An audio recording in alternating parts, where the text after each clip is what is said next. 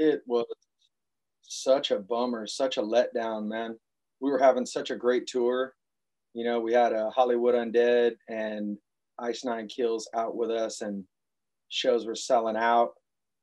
Like the energy of the shows was like just there was fire. And unfortunately, it took a pandemic to stop the rock and roll machine of Papa Roach, because we had been touring pretty much 20 years straight, you know. So it was pack up the equipment, go home, thinking maybe in a couple months or in a month we'll come back and finish out the tour. And here we are a year later, you know, still waiting.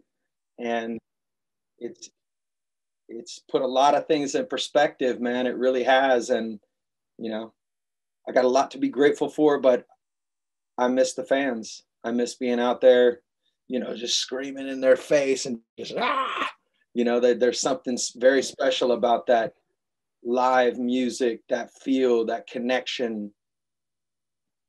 It's like, it's sacred to me. And we've had to, you know, put it to the side for a while. And, you know, it'll be rad when the concerts come back. I'll tell you that. But we know when we come back, like it's gonna be even next level. You know, I feel like the demand and the excitement around concerts and stuff is just gonna be, everybody's gonna be so much more appreciative and excited about being at those concerts. So I think there's gonna be an energy like never before.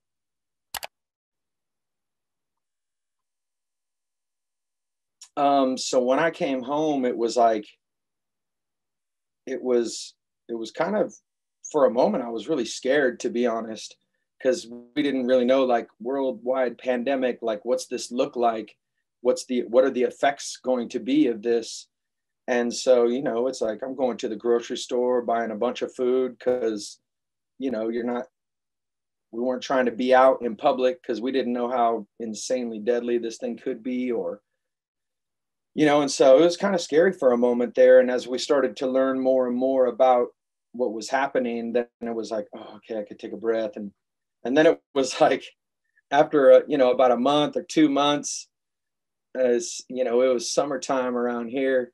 And so I was like in my pool in the backyard, floating on a floaty, like, all right, well, I guess I'm on vacation now, you know. And so it was like backyard vacation for a summer, which was it was pretty cool. I can't lie. Like, you know, as far as that goes, it was nice to, you know, spend a lot of time with my family. I hadn't spent this much time with the family in one, you know, time period for a long time.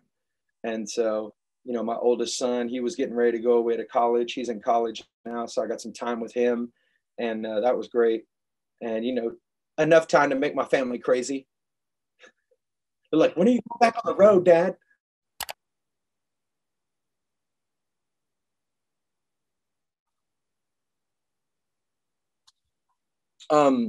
So there's been a bunch of stuff we've actually been working on. That was like after a few months of being in lockdown, we were like, all right, we got to get creative.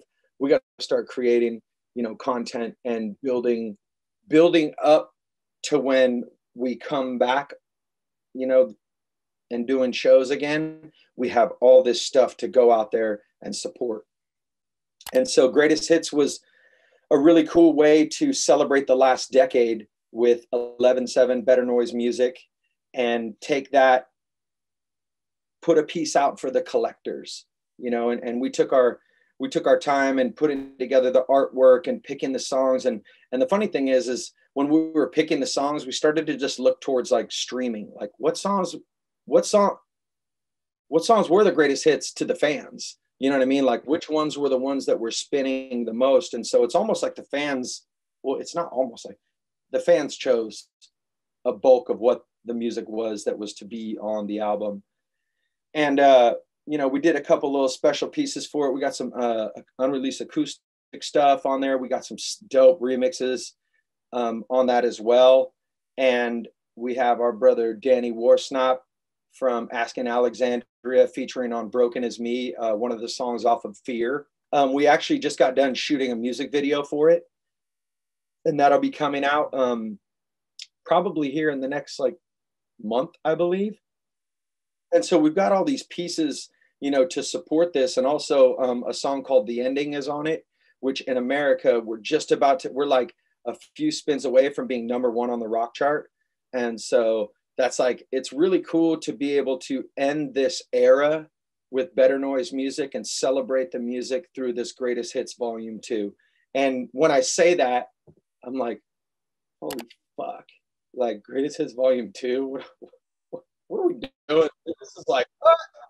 You know, but I mean, for a band, we've been around for 20 plus years, you know. I mean, we started the band back in 1993, and, you know, we did a Greatest Hits 10 years ago. So it felt like, all right, well, it's time to do it again. And so we're celebrating our time with Better Noise music, and what a better way to do it than with the Greatest Hits. And then, you know, we went and recorded a whole brand new record as well. So we have been crazy busy, which is, you know, we haven't been just sitting around and doing nothing. And that's been really important to us, to be maintaining this creative movement, because I feel if we just stop, it's just we'll get stale, and, you know, will I lose my love for it? You know, and I'm like, I'm not willing to test that. Like, we want to create. So we rented a house in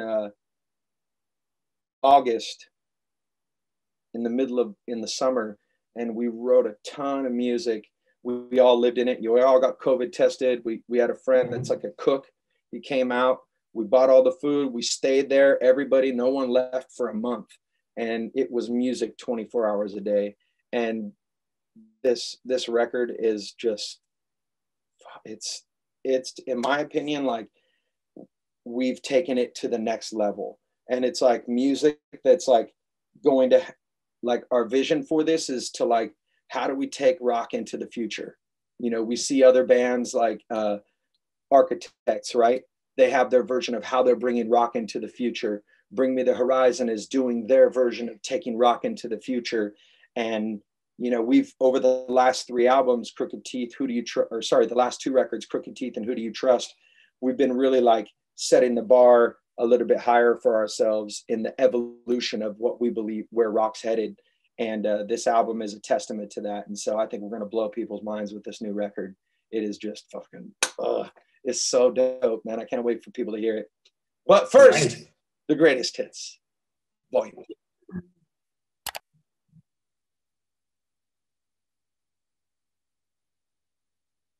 You know what? I'm going to be straight with you. It's either Born for Greatness or Periscope. Those are probably like either one of those two. Just there's something so special about both of those songs. Born for Greatness, when we went in to record Crooked Teeth, that was the first song that we wrote and recorded. So we really did something that was outside the box, that was really progressive, and kind of like, all right, let's fuck with it. Let's like reinvent the band in a song. And we went into the session with that in mind and wrote this track. We sent it off to management, and everybody was like, they weren't quite sure what to think.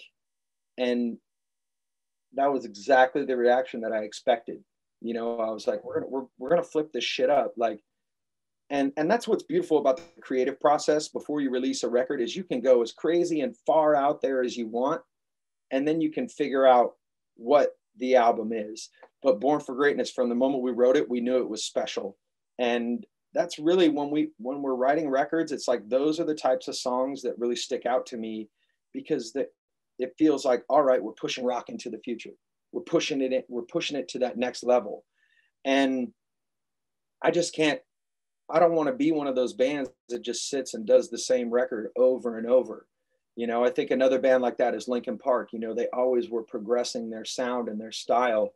And I really respected that about those guys. There was sometimes in their records, I was like, what the fuck are they doing? And then like, after a few listens, I was like, oh, I fucking get it. Like, this is dope, you know? And so we feel like that's a space that we need to fit in ourselves, is to always be progressing. Keeps it fresh, keeps it exciting. And Periscope, well, fuck, I don't even need to say nothing. That song is just like, when we play that live, there's just, it's a beat in the energy, and it's just like, you just let the song happen. And there's something so beautiful in the melody and in the lyric, and having Skylar Grey as part of that was just like, it was an honor. You know, I've been a fan of what Skylar's been doing for years, and with her collaboration with Eminem over the years, and also her as a solo artist. Like, I just think she's great.